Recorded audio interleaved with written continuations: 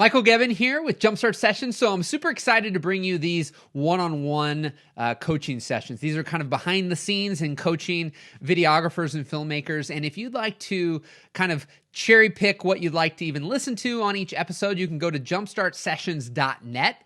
And on there, you'll be able to find the show notes for each and every single episode. There's also an assessment that I have each person take that I coach.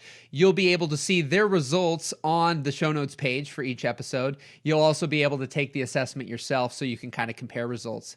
If you yourself would like to be coached on a Jumpstart session, you'll also just go to jumpstartsessions.net and it'll say, get coached on the podcast. You fill out a questionnaire, and as of right now, they are free as long as they can be used as a podcast episode. And so ultimately, that's all I've got for now. I'm super excited for you to listen to this episode. So let's rock and roll.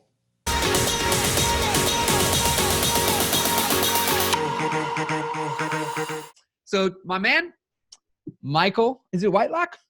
It's Whitlock, yeah. Whitlock, perfect. So tell me, to begin with, a little bit about you and your situation, how long you've been doing stuff in video, and kind of where you're at. So we just get some context, as we were just talking before we got on here, of just kind of where you're at in the journey of your video production business. Yeah, so praise be to God, honestly, that I was able to start going full-time a year ago with my video production business. But with a lot of that, I will say I'm probably not as far along as some full-timers would be. Because for me, just as far as what my story is, I went to college for film, but the program wasn't very good at all. Yeah. So it wasn't really like I had any experience or even skills at all that would really have been useful, just because the department was so small. And trying to get hired. And I felt somewhere along the way in my junior year that I really should go ahead and start a business, because I had enough skills that I'd be able to do something and then build the skills. And I just kind of never did. And then got out of school. I kind of took the first job that I could, which was working in the cut and print room of a marketing firm in the small town where the college was. Okay. And that thankfully turned into a graphic design position at literally $7.50 an hour. So not exactly like a big design from here. Sure. But it turned into a graphic design position, which turned into a motion graphics position. And all of that was really great. But then essentially that whole thing of I just hadn't done stuff. Procrastination has been a giant block of problem in my life, including I was in an 18-wheeler accident, and I procrastinated so long on turning in the papers that I lost out on $9,000 that I could have gotten from the insurance, and lost out on a semester abroad program in LA because I missed the week of the deadline, and then just never started a business. Had to take the first job that I found. It was $750. I waited too long on a couple of projects in there and got fired. Ended up back at the same job that I had in high school, working at Chick-fil-A, which I love, but no. And so but as far as my vision for how my post-college life would be, working at Chick-fil-A was not what I thought it was. Sure. And so and about that time was when I was like, you know what, film production, let's go. I found obviously a full-time filmmaker.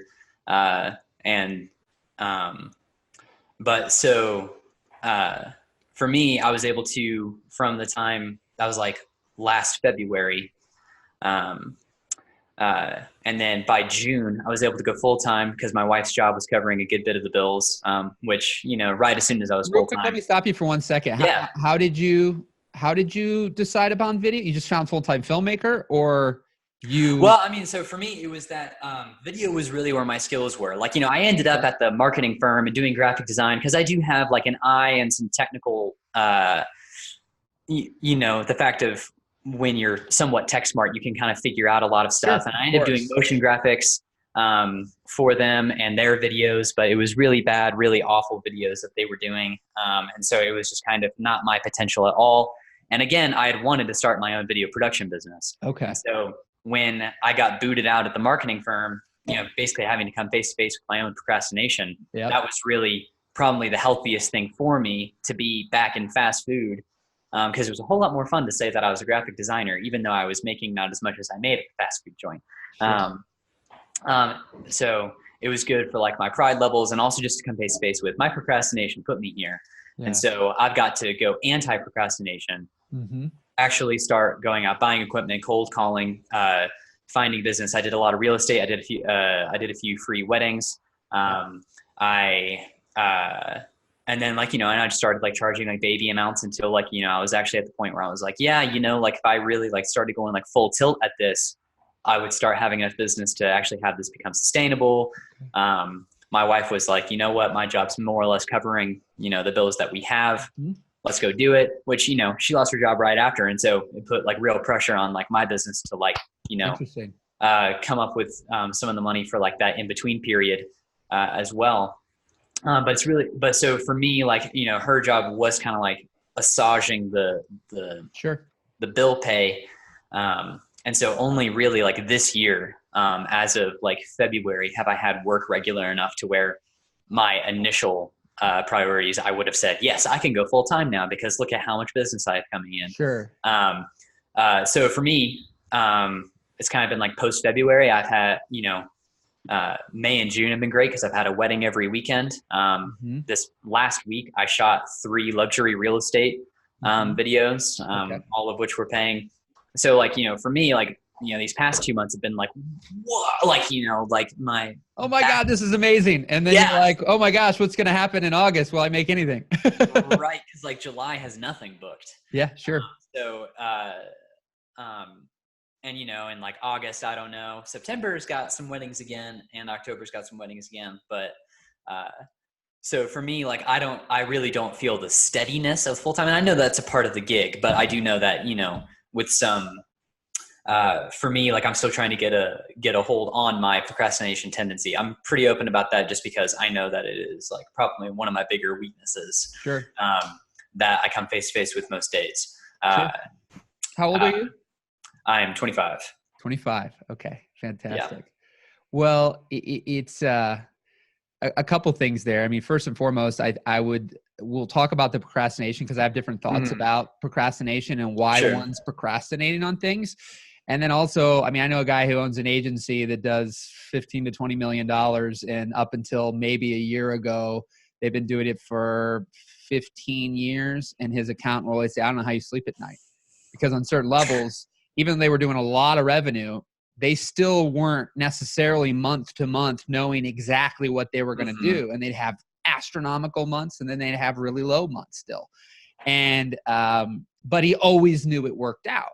And it's interesting, and there's some people out there starting to do some of the, recurring ad revenue type of, sales with their video. I haven't gotten into that hardcore. I know a few guys who are out there teaching it.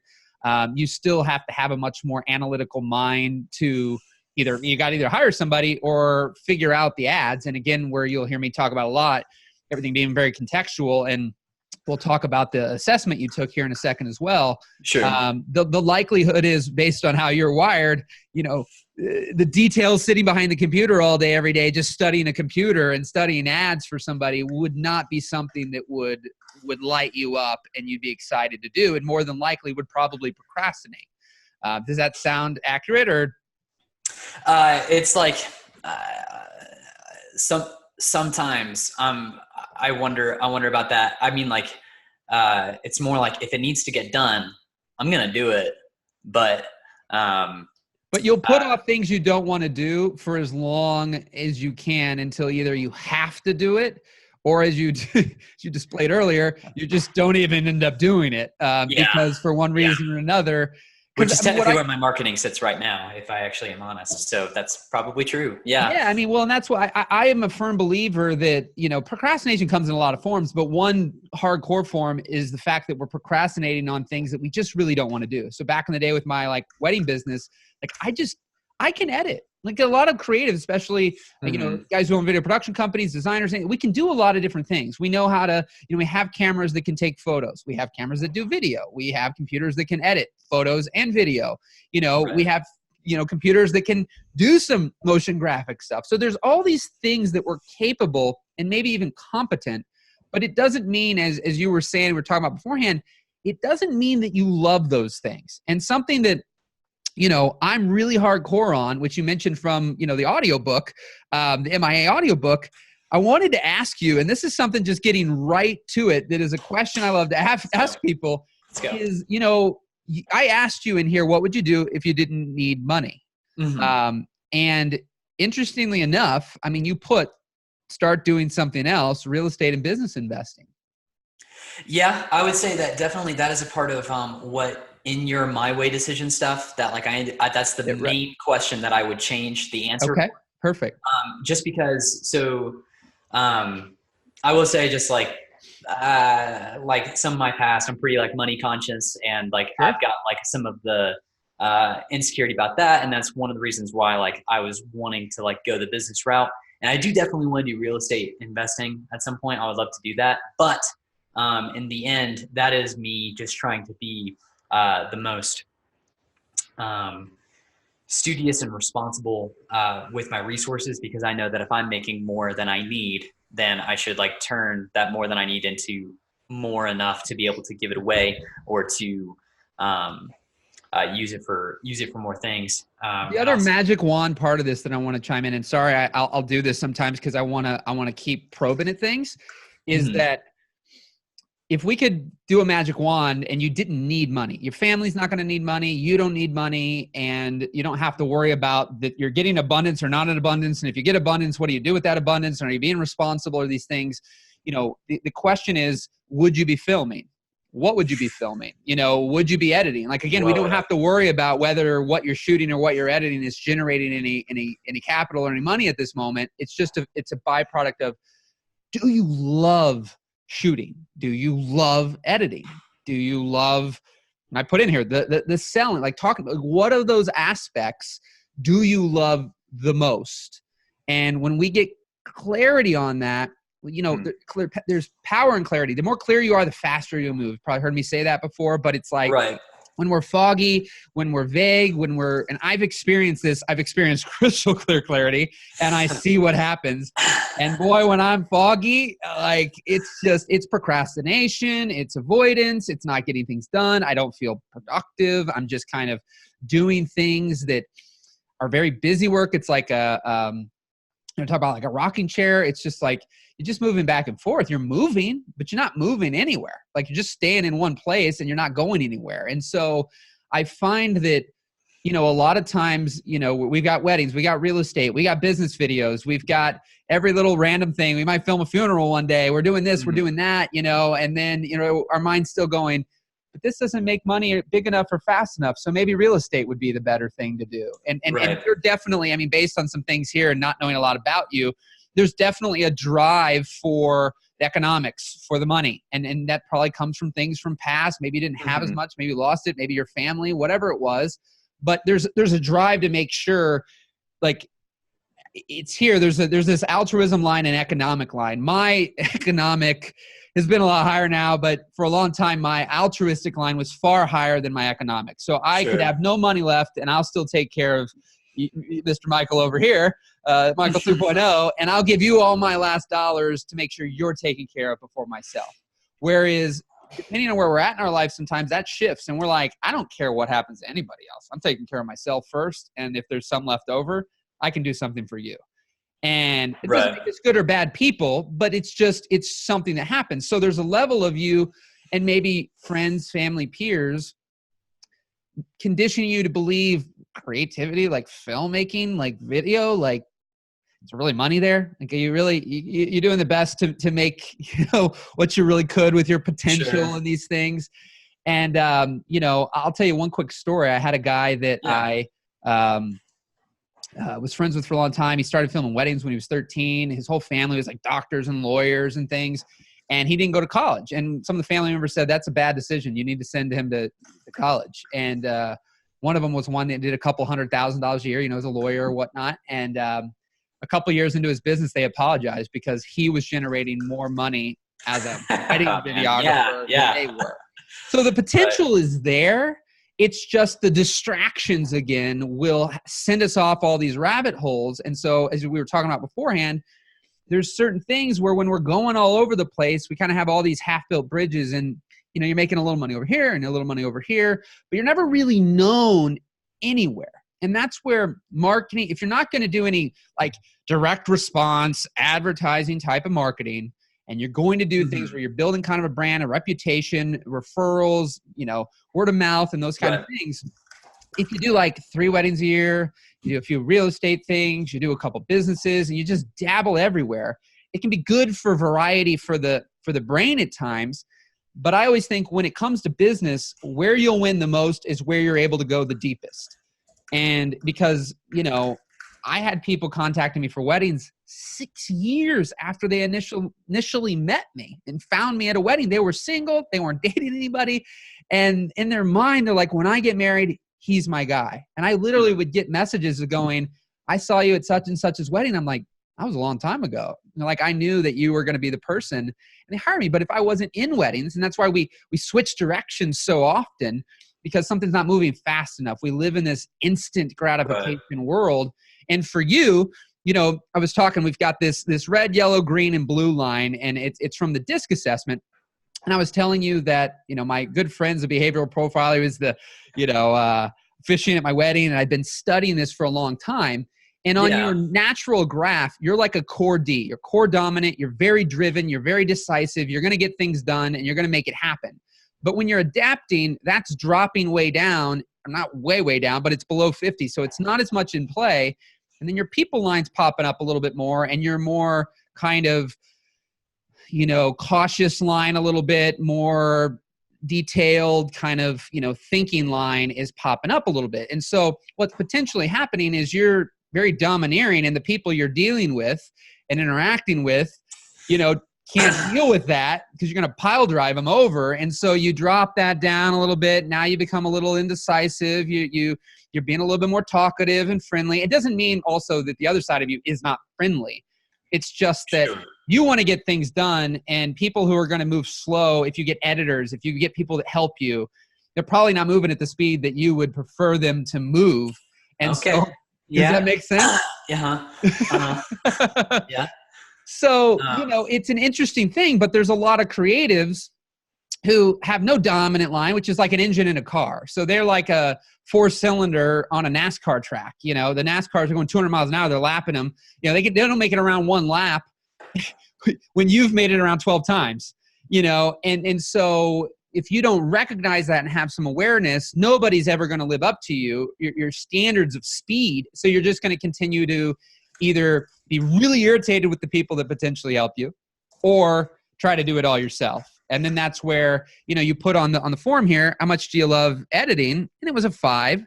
That's not horrible, but at the same time, you probably don't necessarily love editing that much, where it's like, it depends, right? There's a depends question, statement there. Right. Yeah. So like editing, I love, there's a quote by Orson Welles where he said that the whole elegance of the art form is in the editing room. And I feel like there's a lot that's true, because it is like the final product. Like you do have to make sure that it's good footage to begin with, but like everything can be made or crash in the edit. Sure. And I love like storytelling in general is just one of the things that I love doing. And I think that, the editing is where a lot of that actually gets put together. Sure. However, at the same time, editing is probably the place where I procrastinate the most out of everything that I do. Yep. There's a level of slog that I don't enjoy about it. And so like, I know that, and even just with some of, just like Inside Full-Time Filmmaker here with like Parker's stuff, where he talks about how, he's hired like editors and they've like at least sifted the footage, and then he just kind of comes in and like, like he's got that one example in the course where he's got like the best of the best footage put aside from his sifter, and then he edits it in like an hour or two. And I've thought about doing that, and I guess like there's just so much of me that like because I do feel like editing is important, I'm just kind of.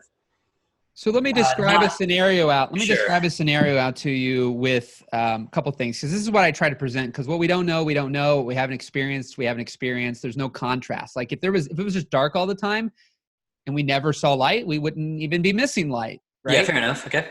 So I've got a guy. He used to work with me, and he came from the Four Seasons, and he was kind of like customer service, high end with putting on the events and things there.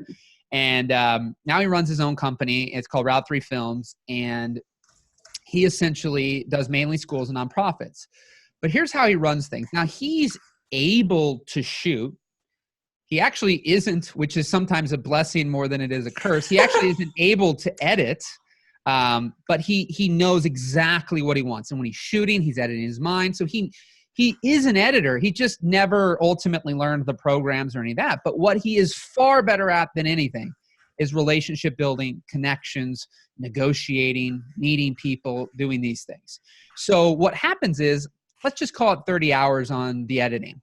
It's going to take, if it could range depending, I mean, there's a whole bunch we can get into on what something could take, and there's all the variables we're not even mentioning, but let's just say this project's going to take 30 hours to edit. He might be involved for about an hour or two. Now, he's still not doing what you just said, which is like letting the other guy spend, say, 28 hours and then him coming in for 2 and finishing it.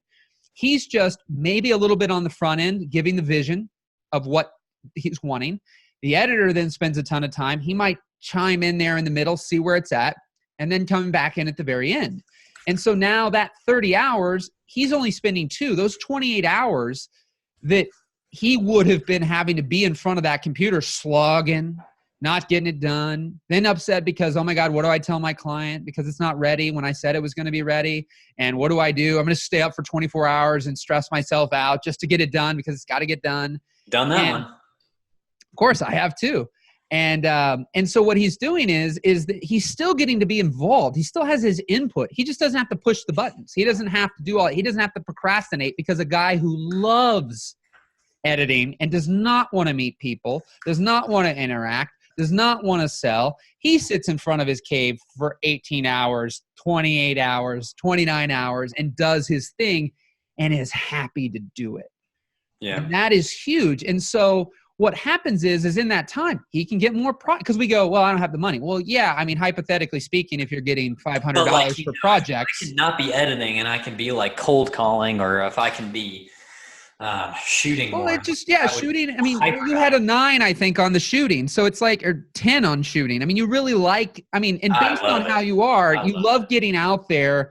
Maybe not as much always with the people part, but you love being out there and being able to move. I mean, you're energized by movement, not by sitting in front of the computer for 12 hours. You're going to be like, jump off a cliff. Whereas like for me, talking, if my whole life revolves around talking, I'm the happiest human on earth. I mean, I need some time to recharge, don't get me wrong. And I like to be alone at times, go for walks and bike rides. But as a whole, I love to talk. So if I get an email, my inclination is to pick up the phone and talk to them or meet them or something. Whereas a lot of my opposite personality is like, I'm going to do everything in my power to never have to talk to them if I can. And those editors, if he gets to edit 30 projects from my buddy in a year, he's still only doing like the selling has already happened. It's done one time. Like he doesn't keep selling Ryan over and over and over and over and over and over and over again. He gets to edit. He gets to do his thing. He gets to do what he loves, and we're good to go. And so it's figuring that out and recognizing you'll have more money, you'll have more time, you'll have more fun, you'll procrastinate less if you start to let people who love, and you can still end up with the same, like my biggest breakthrough was thinking my clients won't be happy if I'm not the one. If they know I didn't edit the video, they won't be happy. And it won't be as good. And, we say all these things. What I found is people who love editing do a far better job at editing than I do. I'm capable and competent, but at the end of the day, there's people who are just as capable and competent, but also passionate, love it, and would much rather be doing it. They may, because of the way I did it, which is, well, here's the irony. In weddings, when I had the audience, when I knew that I had a deadline, when I knew that I had till 9 o'clock to show the video, boom, I would be focused, I would be tunnel vision, and I would get that thing done, and it would be excellent.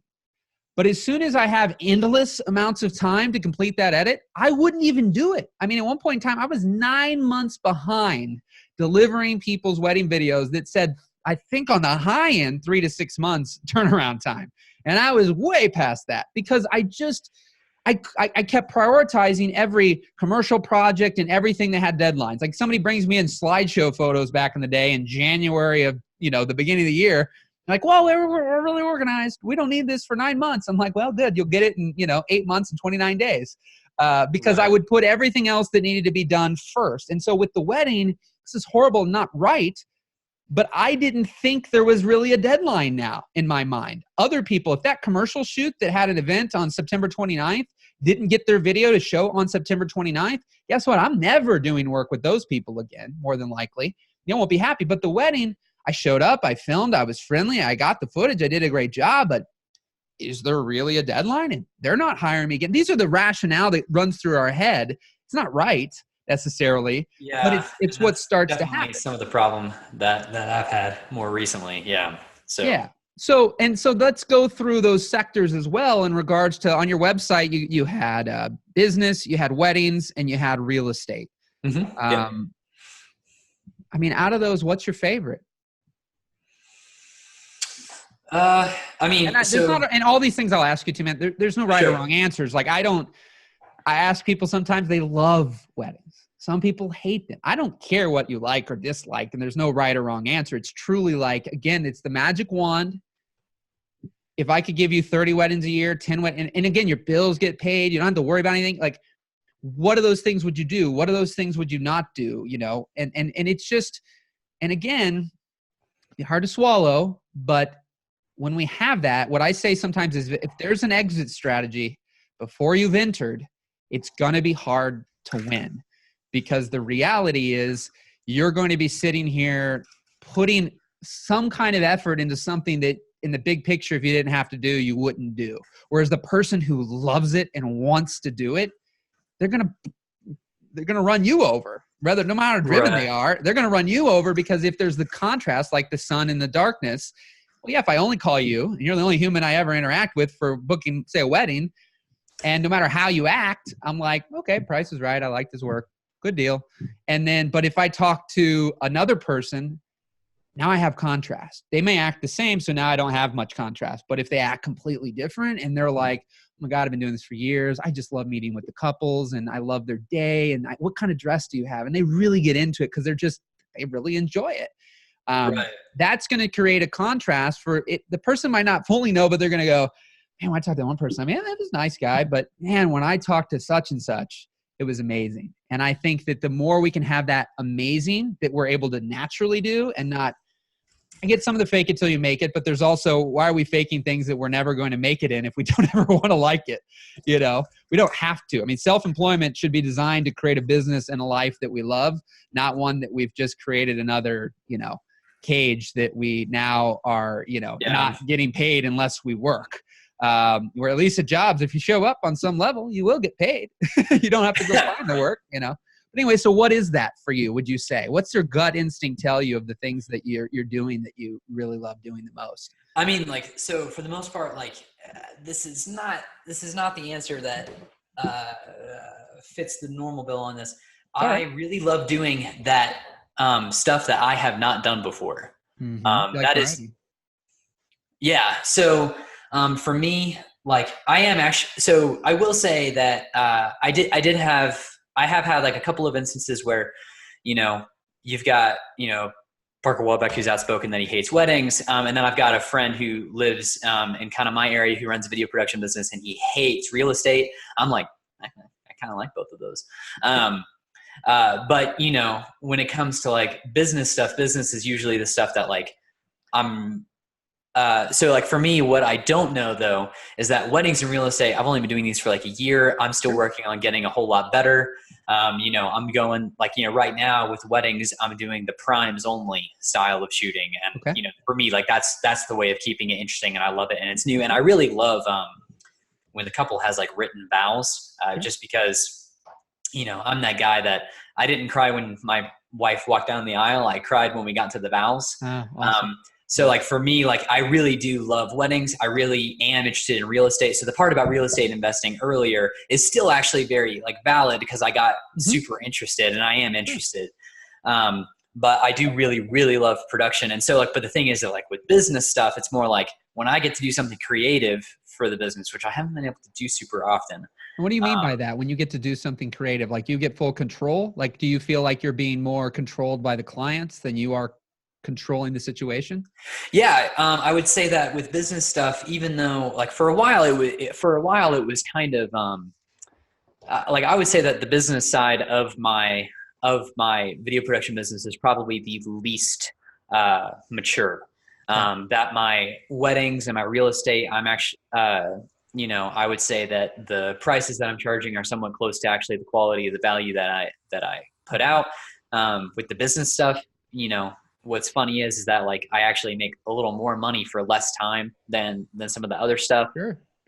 But I feel like I'm showing up and the client's going like, okay, interview this person and this person. I'm like, well, I mean, okay. And then it's like, okay, get B-roll. It's like, well, I mean, like, oh, so it's a matter of how much time I have, not what would work.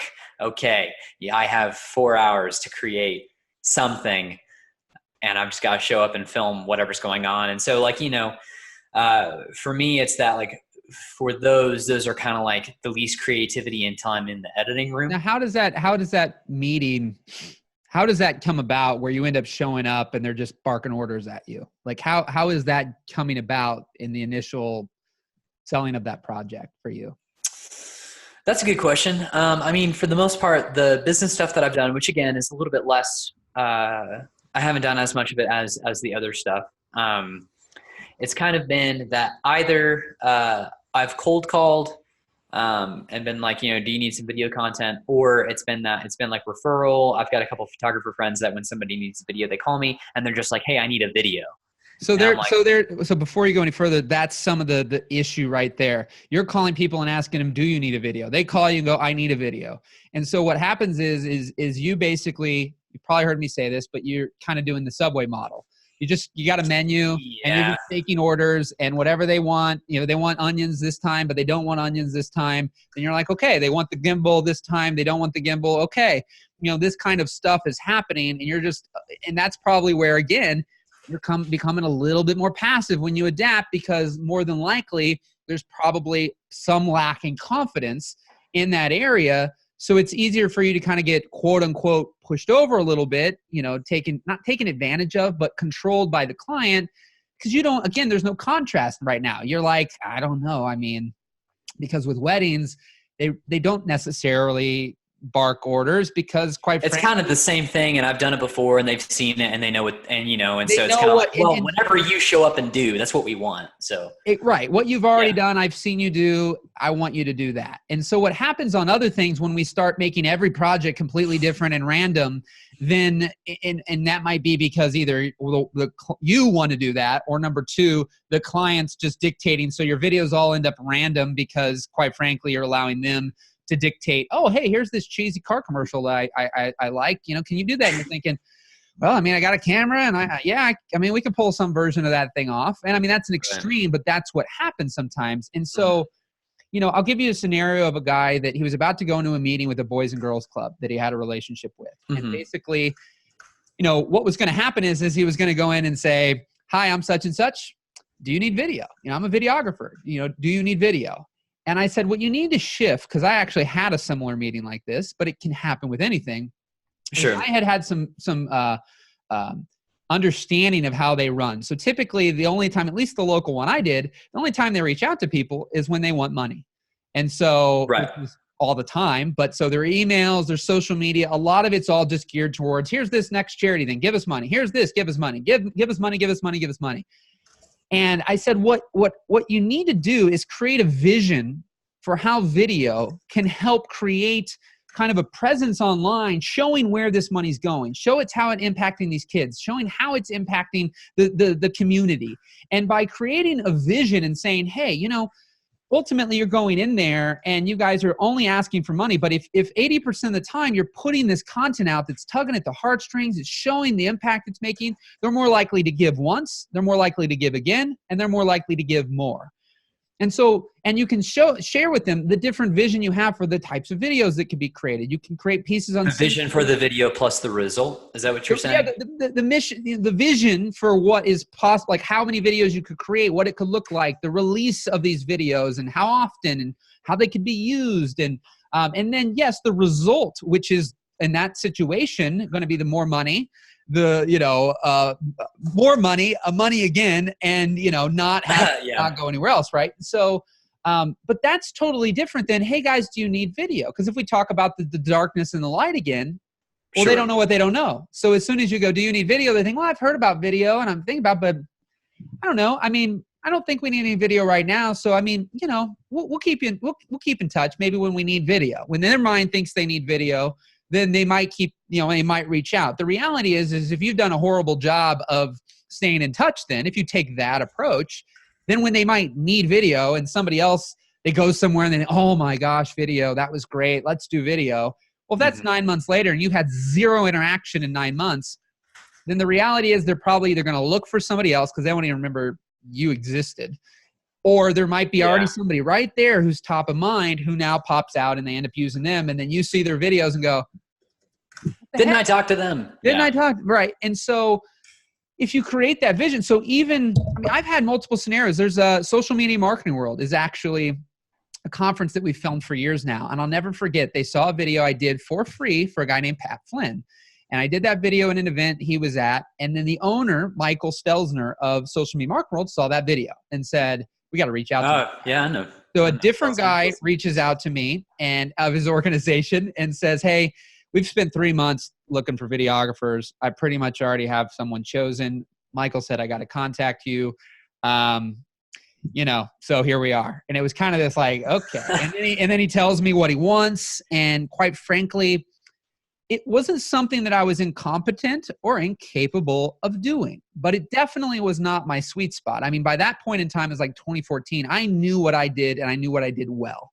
And so I heard him out. I listened and I said, okay, well, if that's what you really want, if that's what you really, really need, then I'm probably not going to be your guy and then I went through the whole scenario of what I do and what I do well, who I've done it for, how I've approached it, what it's done, what it accomplished.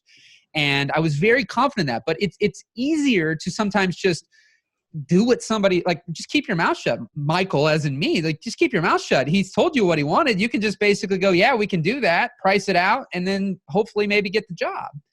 But I had this with Tony Robbins as well. I had his people calling me up and saying, we're going to do these interviews, all this stuff. And then they said, we got to tell you, you're double what the other crew that we're looking at is. I'm like, okay, well, I'm going to use some Tony Robbins on you. This is exactly what I said. I'm like, I'm going to use some Tony Robbins on you. I'm like, right. Here's the thing. We have a relationship. We have a rapport already built that we've connected with multiple times. That makes a difference. And then I said, on top of that, I said, I don't know about the other crew. I can't speak for them. But we're going to come in and have backups to our backups, because I said the reality is you have one opportunity to film these billionaires and these different people. And if anything goes wrong, Tony ain't getting another chance. And so we only have one chance to do this. And I know in the big picture, money is not an issue. And so it's more important these get done right than them getting screwed up. And so I can assure you we'll do everything in our power to do these right. We've been doing these for years. And then that was it. And then I had to hold my breath, and it was like a week and a half and I don't hear anything. And I'm like, well, now on to the next thing. I guess I lost that job, and I got it. And it doesn't happen every time, but we had like Panera Bread one time. Same thing. This is what we do well. Here's the price. They're like, it's too much. That's not really what we're looking for. A year later, they came and they worked with us on our price and on what we did well. Now, it takes time to build that confidence up. It takes time to, find the clarity of what you do well, and having people see you as the creative, as the visionary, as the do your thing. I trust you. But you have to, in the beginning at times, it's kind of twofold. You can do a couple things. You can go in and just get a job and just keep your mouth shut and do what they want while simultaneously spending extra time potentially, because now you've got somebody, you've gotten permission to do your thing. You get into the whole, well, you only get 4 hours, but more than likely, if you wanted to shoot for a day or two or whatever you wanted to do to make it, they're not going to like, no, you can't do that. You can't work harder for our video. So you can do what they wanted, and then you can create what you wanted. And then you can say, here's the thing that you wanted. Here's the thing I was just experimenting with to see So now two things happen. They may just go, we still like what we did, in which case you do not show that or share that anywhere on your side. Because what I find is when we have portfolios of work and we share things online, you're bound and determined to get things where people love what you did that you might have hated. And ultimately they're going to go, hey, I saw what you did for such and such. Can you do that for me? And then in your head, you're going, here we go again. Another non-creative barking orders at me job that won't be that much fun. And you'll go, oh, but I can do that. But you can start to transition that where you start. I mean, my greatest work came from my passion projects. It came from the free project. I mean, the whole free to fee, but it came from the free projects because quite frankly, I'm doing something for free.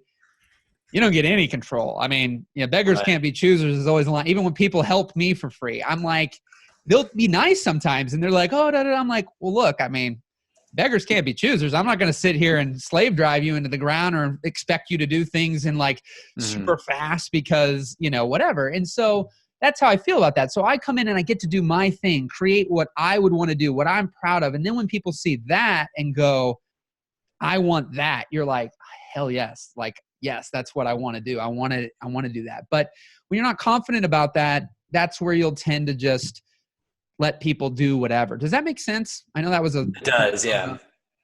Yeah. So kind of the point being that, I guess like with what to do about that. So when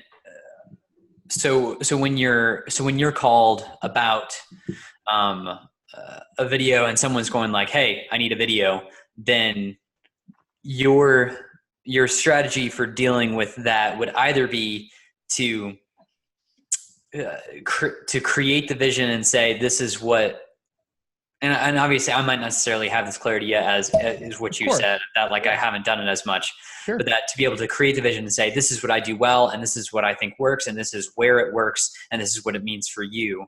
And then more or less just essentially allowing them to maybe say no to that. People at times I find they don't really necessarily know what they want. They might, if you don't act like the expert, if you act like a commodity with a person with a camera and they just feel like I need a camera guy. Like I had an event once, I had a friend refer this person and the guy's just like, I just need somebody to come and film the event, just kind of stand in the back and just film the sessions.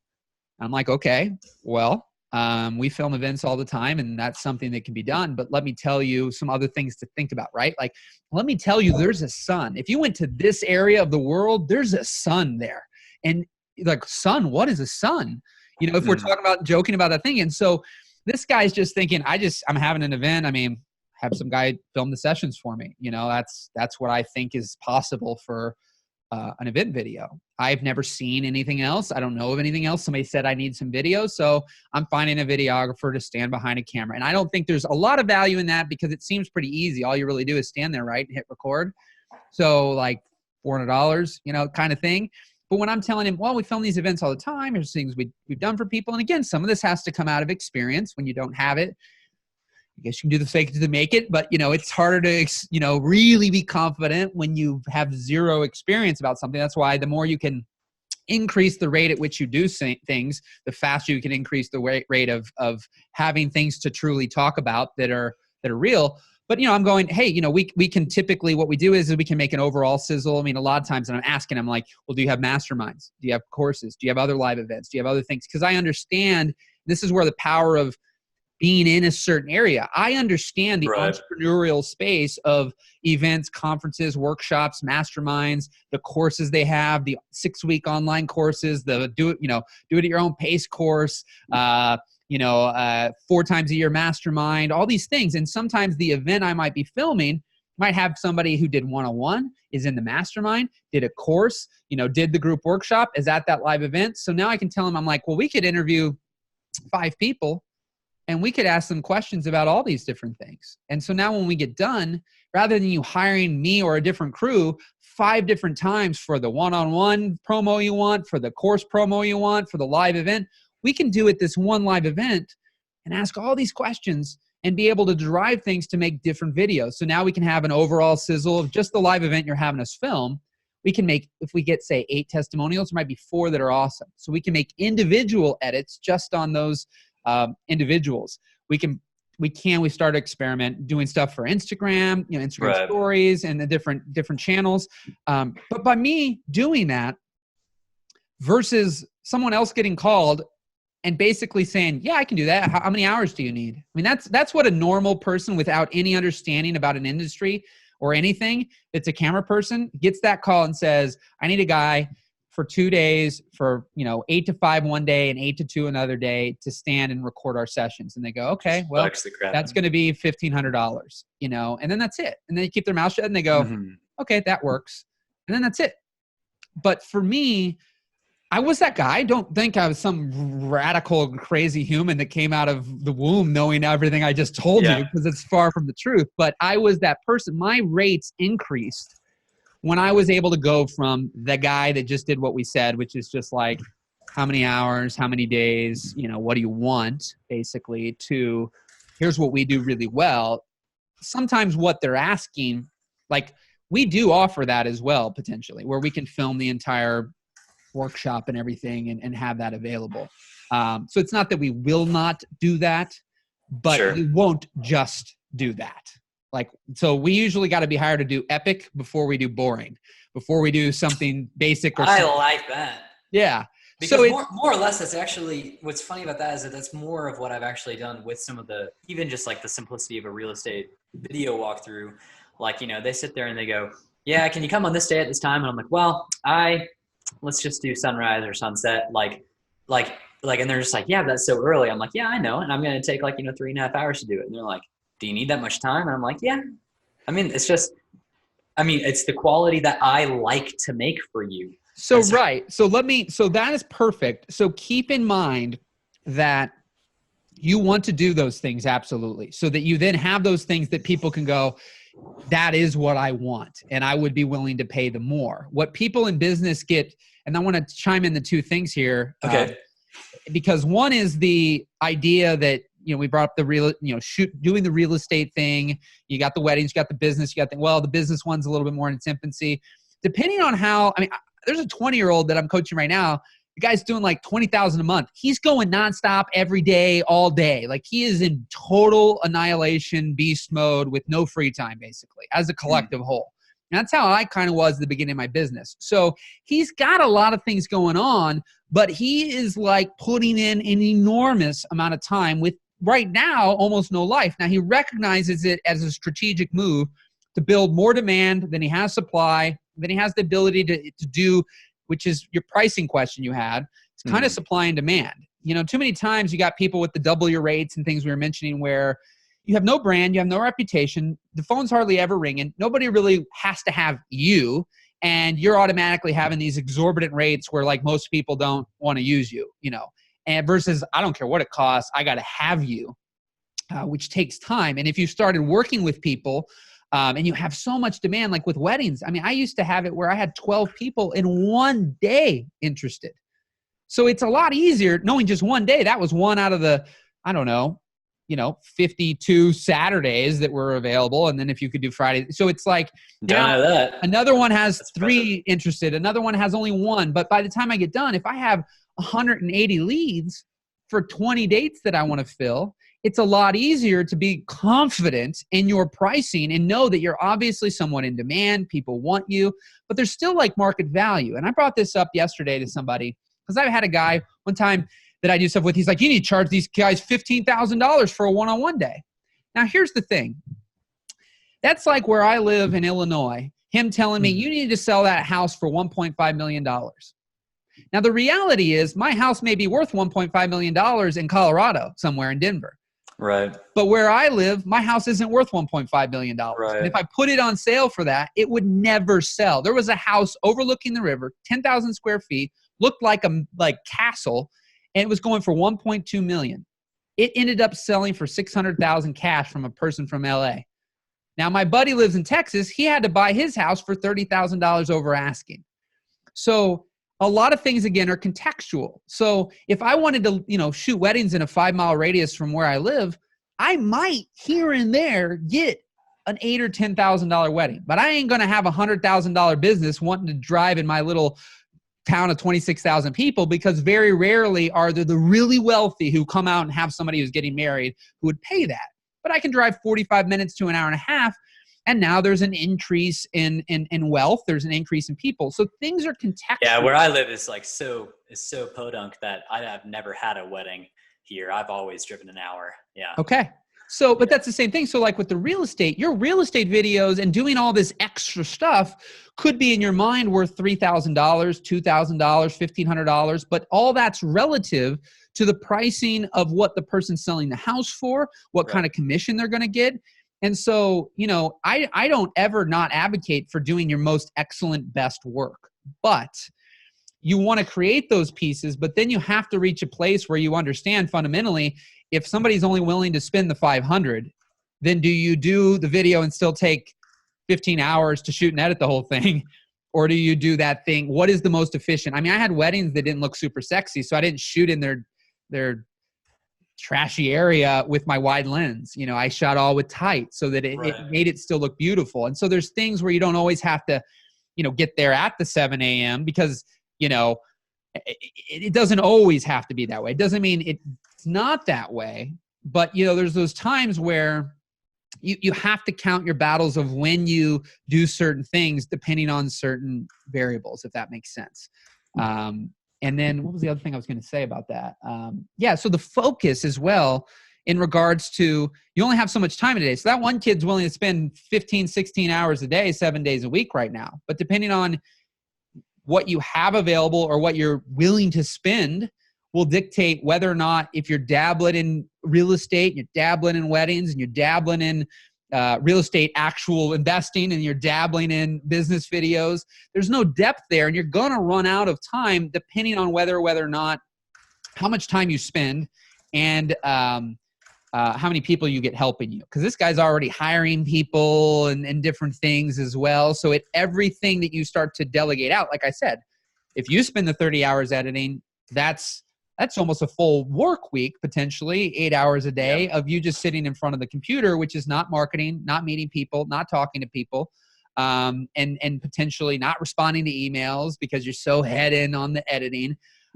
Whereas if now you get a $2,000 project and $400 or $500 goes towards an editor, but you save those 28 hours, you're going to feel lighter. You're going to be happier. You'll be more productive in the areas that you want to do. But you still have to recognize from a business, and this is where a lot of people don't get it. I don't care what people do. You can do 5,000 things. I'm never telling people you can't have hobbies, you can't do other things, don't do this and only do that.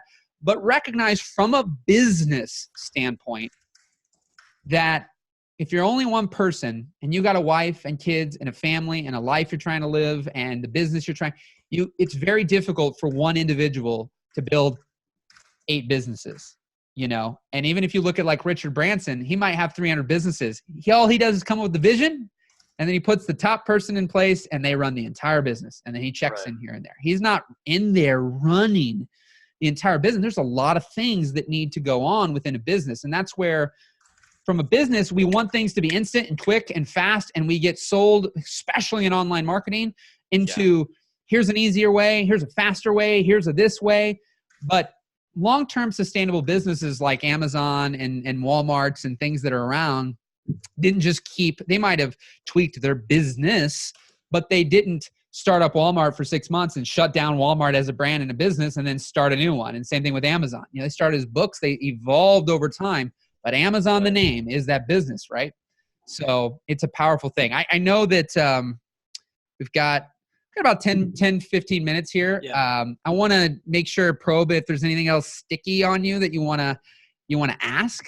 I know you had the double your rates. We can dive into that some more too. But what are you feeling about? What's kind of like there's something in your gut that you're thinking you want to ask that's frustrating?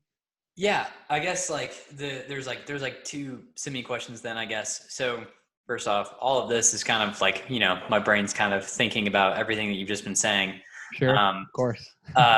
But so I guess one of the things is just that when it comes to the stuff on, like, I'm procrastinating on the editing, and I know that. And a lot of it's just that, like, you know, I'll sit there and, like, I say, well, I'm editing this today, and then I just don't end up even doing much of that. I guess just like where, you know, and you pointed out that, like, usually, like, the reason for procrastination was that these are things that you don't like doing, or the things that, you know, you could probably delegate and get to the things that you really love doing and work on, like, you know, producing more and stuff like that. I guess just where do you find, when it comes to that, where is it just like where you actually just need to work on your character and become better at not procrastinating on the dang stuff? And where is it that you can focus on, let's get this to where it's doing what I love and delegating the stuff that I don't? Well, I think there's positive and negative resistance at times. So, I mean, people get through it, suck it up, keep your mouth shut, just do it, build that character, you know, keep quiet, you know, you're so blessed and lucky that I get that. But also there's that whole cliche Einstein, you know, if you judge a fish by its ability to climb a tree, it'll think it's stupid its whole life because it can't climb a tree. You know, you don't take, these are stupid scenarios to a degree, but you don't take a head of lettuce and use it as a hammer to hammer nails. Right. You get a hammer. And so how we're wired from a personality behavioral standpoint is like that. Sometimes we are the fish trying to climb a tree. So you could have people say, suck it up. You can do it eventually. You're going to get through it. Like, just get through it. Just push through it. But I find that the reality of that is that why would you not just get in the water? Why would you just not pick up a hammer? Why would you cut down a tree with a butter knife, right? Like, you don't have to do these things. So there can be more efficient ways. And I get to the gut instinct and starting to trust that more. And what I mean by that is, there are things that we're not good at. What I'm doing right now, the lives you've seen me do, all that, I think you've maybe seen, tell me if you haven't, but I share it a lot in it, but the video of my little transformation. Yeah. Mm-hmm. Okay. So I didn't want to be in front of the camera. I was petrified to talk in front of 5 people, you know, those networking meetings where you stand up and you have 90 seconds to like tell people what you do and who you are and whatever. I hated that. I would go to the bathroom sometimes to avoid that happening and come back out when I knew that time was done. And so, but some things happened and I really started to like this. And so I practiced and I got better and I got better and I got more confident. But I genuinely wanted to get better at it. And I think from coaching, mentoring, and people that don't even know us and whatever, it's very easy. We see others as we are, not as they are typically. So if I'm an extremely introverted person and I hate talking on the phone, and yet I have a successful business somehow, but I built it a different way, and somebody super extroverted is talking to me to look for advice, then I might be better suited as the extrovert person to want to pick up the phone and meet people and go talk. Whereas that person's like, no. And they'll give you this whole other strategy that is the opposite of what would be better congruent with you, because they don't like talking on the phone. One person's blessing is another's curse. So I believe when somebody tells one to do something, you have to go, what resonates? And so what's right for you? What do you feel best about? If it's something that you know you're not good at right now, but you genuinely want to get better at it, you genuinely want to do it. So if you genuinely like, I want to be the most excellent editor there is, I really love editing, but I know I'm not good at it right now. Well, then you might not be confident, but I would argue probably you still don't necessarily hyper procrastinate on it. You'll do it, but you might not be great at it right now. But if you don't really, like if you didn't have to, if the magic wand could happen again and you had some great editors and they made phenomenal edits and you were just out meeting people and shooting and doing that and you brought it back and you knew the edit would be amazing from somebody else and you could direct it, if that is something that lights you up, then that's what you want to lean towards. But if it's like, man, I would suck if I don't get to edit. Like, I freaking love editing. Like, I just had a guy get a job with a Netflix documentary as an editor, and he's so pumped. And for years, he was trying to be that opposite. He was trying to sell the job, negotiate, shoot the job, and then he would get to edit. And when I talk to him, I always am like, the same question, what would you do? And he's like, man, in perfect world, I'd just get to edit. I'm like, okay. And it took him like 4.5 years to own that. Now, that doesn't mean he's never going to shoot. He does like picking up the camera from time to time on his own little documentaries and things. But in the big picture, a perfect world for him is editing. And so that everybody's different. So I don't think that something that we're a fish and we don't want to do it, and it's natural that we know, like, if somebody else could, I'd be fine with that. Then there's no sucking it up, character building, pushing through it and doing that, that's where you're just wasting enormous amounts of energy, time, effort. You're probably not as happy. You might become subpar on it eventually. And others would tell you. And again, I always come from the place of what resonates. I'm not here to tell people to do one thing or the other. I don't care whether you want to edit or not. That doesn't matter to me. Like, I don't have an ego. I've interacted with people whose egos are so big. Like, I want you to take my advice. You need to be an editor, Michael. It's like, no, I don't care what you do.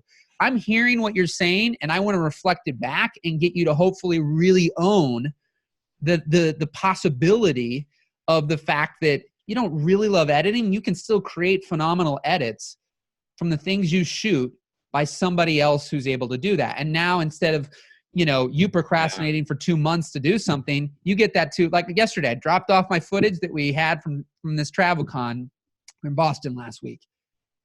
I would have never sat down and edited it. My editor, he said, give me till Tuesday. He's really, really good. He'll probably have me something by Saturday or Sunday, Monday at the latest. And it'll be great. I'll send it to the client. Client may or may not give any feedback, and then we're done. And I get to keep staying in the zone. And what I'm doing with my business, I hate email. I hate details, organization. So all those things, one could argue, suck it up, learn, get better. But I procrastinate endlessly. Taxes, these things, QuickBooks, why don't you just do it yourself? You're able. I'm not stupid, but I will endlessly procrastinate on those things. Those documents you had to fill out, all that paperwork you had to fill out, you're like, is there any way this could be done without me having to do it? And then you finally ended up going, oh crap, guess I waited a little bit too long, and why fight that when either some things, now let me caveat that by one iota. Some things sometimes are almost impossible to have done by somebody else. That's the one, right? You might have had that thing for your paperwork, for your accident and that stuff. Like, I don't know how to tell you to necessarily obviously delegate that off. But there's a lot in business that, and that's where I tell people, if you're glazed over by some of these conversations and the vision creating and well, that tells you maybe you're just a shooter. And you're like, man, I just love running around with my camera and getting beautiful footage. I don't want to have to create this vision with people and sell them on the idea and you go meet them and do all that. I just want to shoot. There's people like my buddy Ryan who hire shooters and editors on every single project, and he needs them. They get paid decently, and they get to just like, he used to do that with me. He'd be like, hey, Gebbs, you available on Monday? Like today, maybe. He could go, hey, you available on Monday? I'm like, yeah, I'm available. He goes, all right, be at my house at 9 o'clock. I go to his house. He drives me the location. I shoot all day. We're done at 5. He put his card in my camera. I'm done. So sometimes that is even better money than the $5,000 he got. So I get $500 to $800 him locally. I do a special thing. And, but that money on certain levels, although it's not the $5,000, it literally only took me the 6 to 8 hours. He still had 4 production meetings, 30 emails, phone calls, back and forth with the editor, all this stuff. So like on certain levels, I made more per hour than he might on that whole project. And then he had the editing costs, he had some things. So now that 5 gets down to $3,000, and he had to spend 10x the time that it took me. So if I just want to edit, then now selling, because from a marketing standpoint, the more clear you are on what you do well, and who you do it for, the more clear marketing becomes. Because if you do things for everybody with a pulse, then you don't really know what to do or who to talk to or what meetings to go to or who to call. You're doing a little bit of everything. And when you get the clarity, like if that guy just wants to edit, then he knows he finds people. He only has to sell them once or find relationships. And then once he gets that person, they love him as an editor. He's not having to keep creating visions of the edit and all these things. He just gets the hard drive. He gets the Dropbox folder. He just gets to edit. And so that is the thing I'm so hell-bent on for people, because when you get that and you can sink your teeth into it, and it takes time. We're all different levels of density in our brains of how many times we either have to be told or how many times we have to have the pain and struggle of certain things. But I've just seen it too much in myself and way too much in others that I've observed, in the power of that. And the more foggy and vague and the more unclear, the slower you move, the less you do, the less you're charged, the more you have a business you're not super excited about. And that's what I want. I just want people to be able to get to do the thing they love the most, have fun doing it, and get a regularity of that thing. And there'll always be ups and downs and ebbs and flows. But I have certain friends every winter, it slows down for them. But other parts of the year are huge. But they get stressed every winter because, oh my God, what's going to happen? But every mid-January, it pulls right back up. So it's like if you start, you can only know that after a few years, and you can look back and start to see a trend and look for it. Then it's just plan for it and embrace that month and a half of chill time rather than be stressed out of your mind. So these are the kind of things that they take time, they take experience. And I just think if somebody wants to really succeed in business, if this stuff starts to like, I mean, there should be elements of, yeah, oh my God, this is kind of daunting, whatever. But if there's elements of like, screw this does not sound like anything that I want to work through or whatever, then you need to consider then what area do you feel the most passionate that you can work through? Because everybody with a camera and editing computer now, there's a high probability that you're going to get run over by that 20-year-old kid who's working 18 hours a day and more passionate than the guy who's like, I kind of like this. Let me screw around for a week on one edit. Whereas he's like, I cranked out 12 edits this week, so he's going to move faster because he does 12 videos a week and you do one video a week, and just learning that. And so you got to think that that's where free and different things can come into, like, just get out there and like, I frequent certain restaurants and then like local restaurants. And I mean, I can talk to the owner. I'm sitting at the restaurant watching people come in who are solicitors, and they go, can I meet with the owner? And they're like, no, he's not available. And then the owner comes out to me and we start having a conversation. I'm like, I was thinking, I saw that you do this and that on Facebook. Have you guys thought about video? And it's like, because there's a relationship there. Yeah. And so if you're not willing to stick in something long enough to build those relationships, then you're going to be in this constant cycle of finding new industries and new businesses and new things. And that's fine. But if you don't have a mission to ever have, because some people, I had this conversation, some people just want to be vagabond style. And they're like, I like being random and changing my mind every other week and that. Whereas others, I've done that in my life. I don't like that. I've done it because I was trying to figure out what's that sweet spot for me. Because when you hit, I don't know if are you into sports? To be honest, not super much, no. Okay. Did you ever do anything your whole life with sports? I mean, like I did martial arts for 7 years, but okay. Well, I would consider that still a sport, but there's probably certain moves and certain things that you did that you just knew when you got it perfect and you got it right and it felt good. Right. So that's like with anything. Like if we're sitting here and we're doing things and we're missing the mark, we got to ask, why are we missing the mark? And what's going on behind that, and then make tweaks and make adjustments. And sometimes just doing things. And the reason we stop and people look at us as flighty, because in our gut, we know it wasn't right. But then we start to believe, is there something wrong with us? Is there this? Is there that? And I guess, go ahead. No, yeah, I guess for me, just like, that idea that you were saying, like with the dark and the light, and like just off of like the exact current moment, the thing of like, yeah, if you could shoot and then someone could edit it and you liked it, that sounds like a magical land that doesn't exist. There you go. So I guess I got an editor for you, a couple. Oh yeah. So that, yeah, but really, yeah. So that kind of sounds more like where I'm sitting. And I guess just I don't know if you have time for the other question as well. Fire away, man. I know it's funny. I told you that we'll do the one. We'll do the one more. And then time flies. I lose track. I looked and I'm like, all right, we'll do this. And I'm like, oh, okay. Another 20 minutes passed. What are the odds? So yeah, go ahead, man. No yeah. So I guess just like, when it comes to, right now I'm kind of like back in the trenches of like what in the world is like the typical pricing that I should be putting up for things, because I don't like staying stagnant in my skills. I'm consistently getting better. Sure. So right now I'm in this weird place where like real estate jobs, for the amount of time that I spend on them, at least when you're adding in the procrastination time on the editing, so that might be playing into it. But it's making about like per hour, it's like 8x what weddings make for me right now. And so you mean you're making 8x what a wedding makes you? Well, if you look at the per hour, per hour of like how much I'm spending. Yeah, I'm sure you're not charging as much, but because you're getting them done more efficient, like you're 12 hours at a wedding and then however much procrastination on the editing, whereas you might only be 2 or 3 hours on the real estate and a couple hours. It's like I'm charging somewhat similar prices. It's like I'm only charging like, $400 less for real estate video because I've moved into the luxury markets, and so I'm able to charge around $1,000 per. Right, makes a big difference.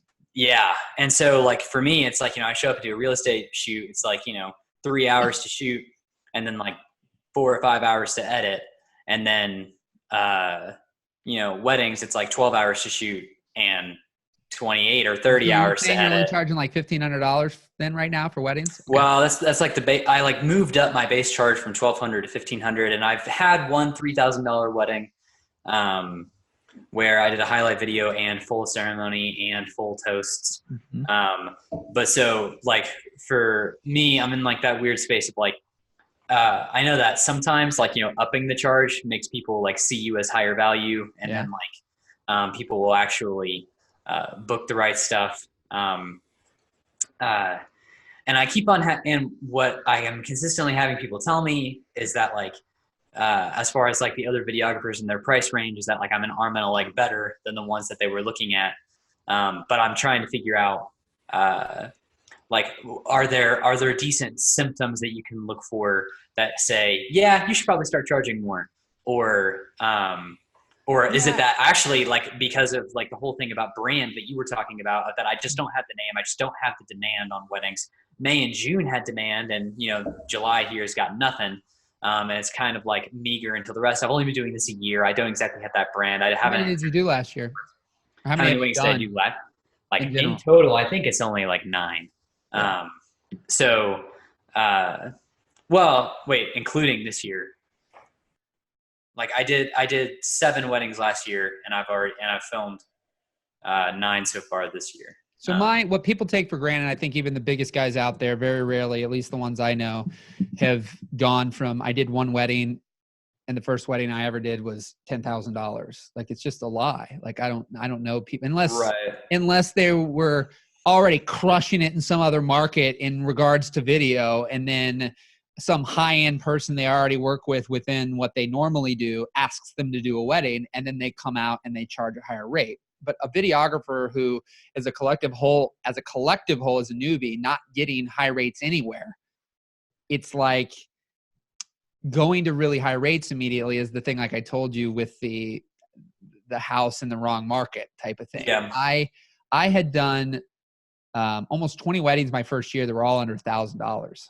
Right. I mean, they were $500 to like $800. And then the next year I went to $1,000, $2,000, $3,000 pricing model, and I got 7 weddings. Now, the thing that was huge for marketing for me was same-day edits. I did my first one in that first year of the 20. And then a lot of the ones when I only did 7, I did same-day edits. It was huge. I didn't know this at the time. I just loved doing it, but it was phenomenal for marketing. So then by that, that's, call it 27 weddings over those first 2 years still, with maybe half of them me doing a same-day edit at it. And then I was in bridal show. I mean, I was doing a lot to get my name out there, and the industry was totally different in 2006. Sure. Makes a big difference. But I've seen that. I had a guy change his whole business. He does it full time now, and I think does, between 20 and 30. But for 3.5 years, he had like 3 weddings a year at $2,000 to $3,000. So, not bad, but at the same time, in regards to the price he was getting, but not how many he was getting. So he was turning down a lot of people because he wasn't I gotta have this. So they contact you cold. They've contacted multiple other people.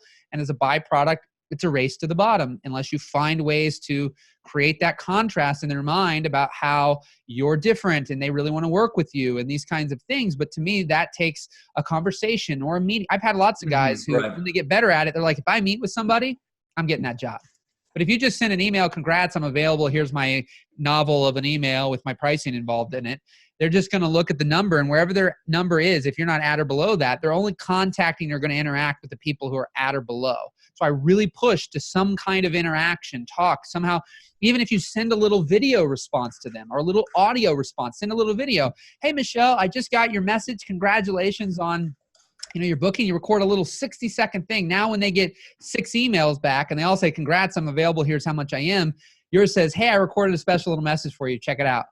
And then now they see that. And it's that you take that extra 5 minutes to record it, upload it, and put that into the message. But that will set you apart from every other email they're getting when you're just a non-referred, cold, they don't know who you are. And I believe that. So it's, again, a supply and demand thing. And that should always ebb and flow. If you don't have much work, and money's a problem, then still holding strong with your head held high about like, I stand at this. I've turned down the last 15 weddings, but by God, I know there's one coming that's going to book me. I don't have any booked this year, but somebody's coming. And then you only end up with 17 leads. So the most you might be able to book is 2 weddings because you burned down 15 because you're so, and I had that. I was getting referrals from people who were like 3 years later, they're referring, I did their friend for $1,500 and 3 years later they refer me and I'm at $4,500. It was getting hard to go from $1,500. They knew maybe the pricing or whatever, right, to quadruple that. And so I was turning down a lot when I started getting above $4,000. And I knew that to get more than that for the same effort, I was going to need to network and connect with a whole different crew of people. But if I stayed within 3 to 4, I could book all day, every day. Like it was easy for me. And so one could argue, well, okay, when you're booking a lot of them, then you know you can raise your rates. Well, same thing though. If let's call it 4,000 and I spend a certain amount of time and I get 10 weddings, that's $40,000. Now, if I only get 5 weddings at 6,000, that's only 30. That's half as many weddings, but that's still not even as much money as I made on the 4,000 getting 10. right. So I would need to, if I doubled my rates, right, I would need to get $8,000 and book 5 weddings to get that same 40. If you're in such a low volume to begin with, that might be really difficult to go and charge that kind of rate. So it's, again, I'm not the most, because everything I'm always going to talk about is not coming from a mindset of a human being who is a framework, system, structure, do this, do that. Here's this script. Here's this, here's that. So I come from so much more of an intuitive type of background, and people I've dealt with, it either resonates or it doesn't. But for me, it's that ebb and flow in business. Where are you at? And that's where I love a lot of the coaching I'm doing, just tying that in. It's kind of contextual where you're at throughout the year and what's going on, because I like to hear you're like, wow, one guy, and I'll maybe end with this story here. He used to be booking 20 and 25 weddings, and I think they were $3,000 to $4,000. And then all of a sudden things started slowing down for him. And he had said he had 30 leads and he booked 1 person. So I dig into that. Well, what's going on? That's, quite frankly, that's not very good, and the rates weren't like, oh, I booked a $15,000 wedding though. Right. It was like he still booked like a $3,500 wedding. And there were similar rates to where he was getting like, 20 to 30, and he was only being able to book 15. And for like a few years in a row. So I dug in and I looked, and he sent out the 30 email responses. 23 of them did not even reply to that initial email. So he only ended up having conversations with 7 people. And so he really booked 1 out of 7, not 1 out of 30, because I don't even count the people who literally didn't reply at all after the initial. So 1 out of 7, that's not as bad. I would not, depending on even if you were offering him for free, which is crazy, would you even get all 7 of those people? So 3 or 4, 5 on a high end would have been good. So he's not far off. If he would have booked 3 out of that 7, depending on the price, that's not bad. But the thing we found, I'm like, well, why do sometimes you try to get on a call or get in an interaction, and other times you're just like, congrats, we're available, here's our prices. What makes you think that way? It's like, I don't know, man. And so he would also, when he got on calls, they maybe lasted 15 minutes because he was kind of like, okay, well, what do I talk about? Here's our packages. It's that thing we talked about earlier. Versus I said, my calls used to go for an hour or more. Really? How the heck do you do that? Well, he's a husband and wife team. I said, just try it out. They started to do FaceTime and Skype calls because they weren't all super local where they could always meet. Both him and his wife got on, and the calls started to go for 45 minutes to an hour and a half, and they really started to increase their booking. And so that's where it's important. In his mind, he thought, I booked 1 out of 30 people. I suck. This is horrible. People aren't booking anymore. And I'm seeing it and going, okay, well, you can't look at it that way because you really didn't get 23 of them to even reply to you. And then where are we at on the pricing? So that's where it's important to get specific, because you got to know how many leads you got going on, how many people are saying no to you, how many people are saying yes, and thinking, oh, well, demand was high in one month, but not in others. Well, there's times of the year where there'll be more people probably contacting you about weddings than there will be others. But it's like, if you got 10 potential leads and you only booked 1, what's going on there?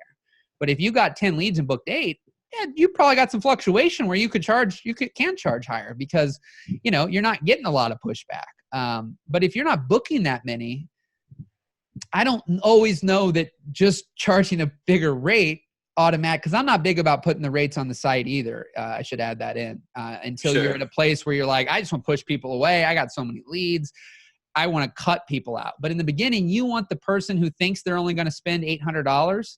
You want to talk to that person, because if you're only at $1,500 right now, you very well with the right conversation could get them to spend $1,500. You won't get them to go from 8 to 4,000 probably, but you might get them to go from 800 to 1,500 or 2,000 after you really have a conversation. And that's where, again, a lot of people, really take that for granted. So, anyways, makes sense. Yeah, that's awesome, man.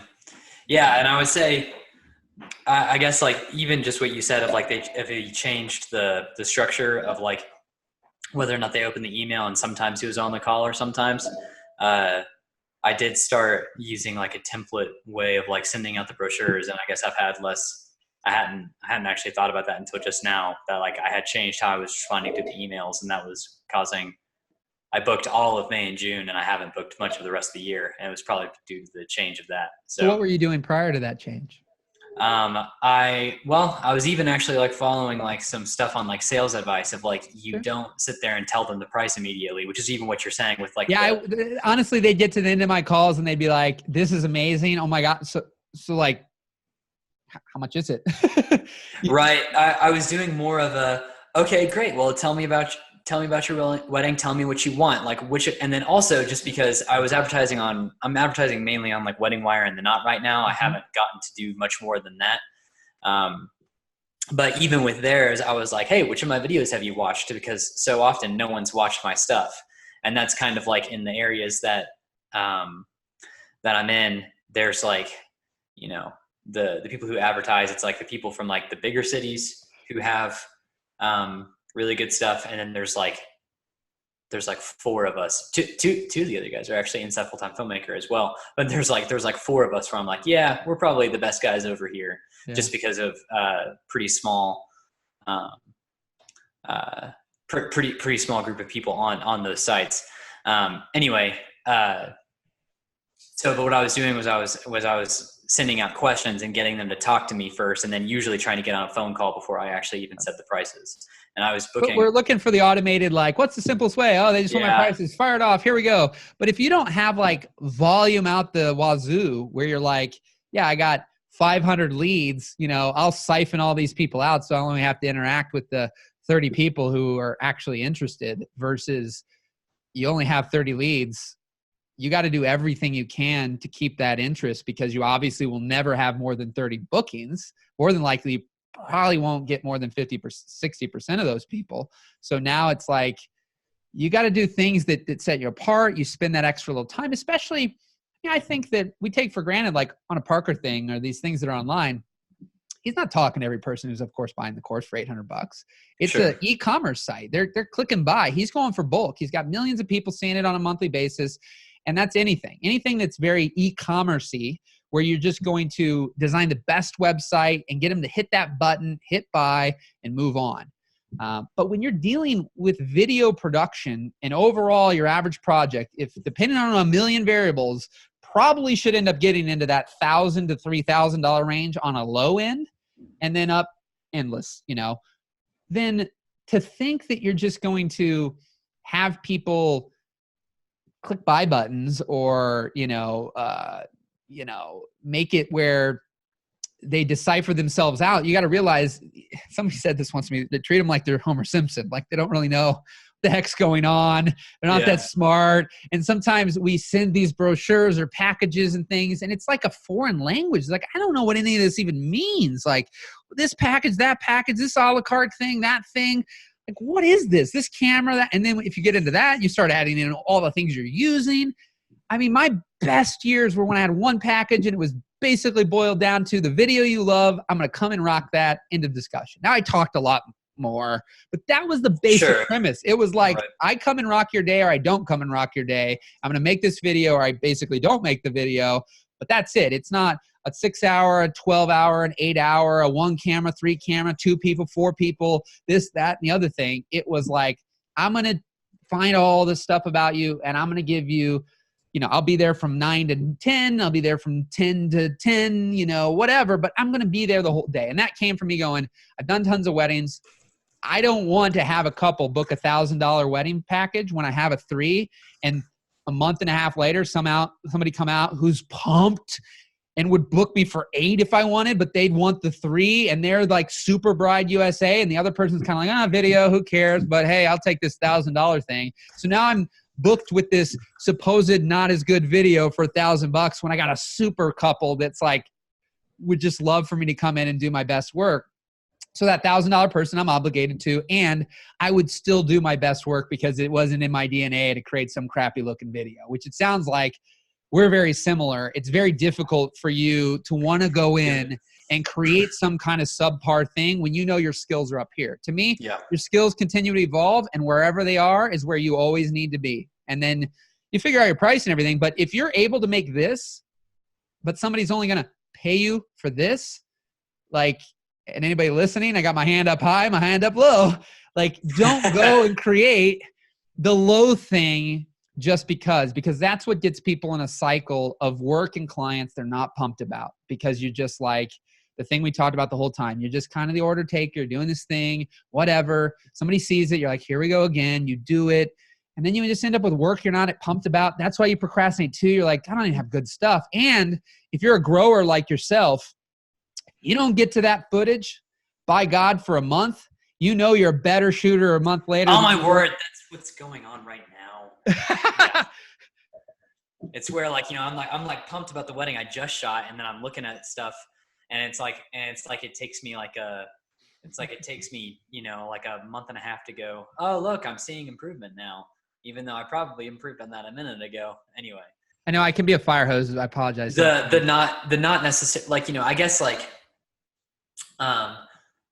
it took us talking for me to realize that I was doing the subway model with business stuff. And that's probably more of some of the issue, and that, I'm probably taking it too personally whenever someone's only got a budget of and then whereas I could where I am. Yeah. Well, you have to ask yourself, my one buddy, he knows that he could get 3,000 or 4,000 for certain things, but he actually just, quite frankly, loves video so much, and honestly being busy, that if something comes up and he's available and they're like, we got $800, and he does whatever, and we talk through, and they're going to spend $800.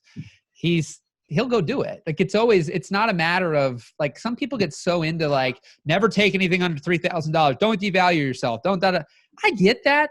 But that's, again, it's nuance. It's personal. He likes to be busy. He likes to do work. So if somebody comes along and they only want to spend $800, but he's available and he has the time to do it, he still goes and creates the equivalent of the $3,000 video overall. But, he still does it. And so there's a fine line here, and it's just even free. I guess that's kind of what someone I was talking about, that I've just kind of gotten off of. If I like doing it, you can go do it. And you just have to watch, because I can make a video that delivers great value to the client, and honestly, hour and a half shoot and 2 hours of editing, and they'll be happy with it. And I'm even happy with the overall output. So where people get into cheap or free is when they either are going to spend a ton of money and they're like, oh my God, it cost me $2,000 to do a project. Right. Well, if that's one element, that's a problem. The other element is if you do a free project or cheap project, and that thing takes you 3.5 weeks to complete.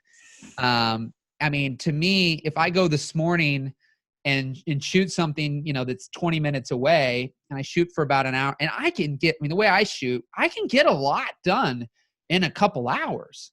And so to come back and then have that edited, it just depends. When you start getting into literally when it's only a couple $100, I'd almost rather do it for free and act as though these things, I'm doing something that's worth $2,000. I'm just going to do it for free. Then that's where people, I think sometimes with pricing, it's well, yeah, there is levels. When you start doing things for dirt cheap and $75, it really, should be, way more. I think the minimum for most video people doing anything should probably be in the 500 on up overall. Because nothing's like, if somebody goes, oh, it's only going to take an hour. Well, I got to be there an hour before. It takes me an hour to get there. That's 3 hours by the time it's over, just to get there ahead of time, be there the hour before, be there for the hour, drive an hour back, upload the footage. So now I've already spent 6 to 8 hours on a project that supposedly was only going to take an hour in the client's eyes.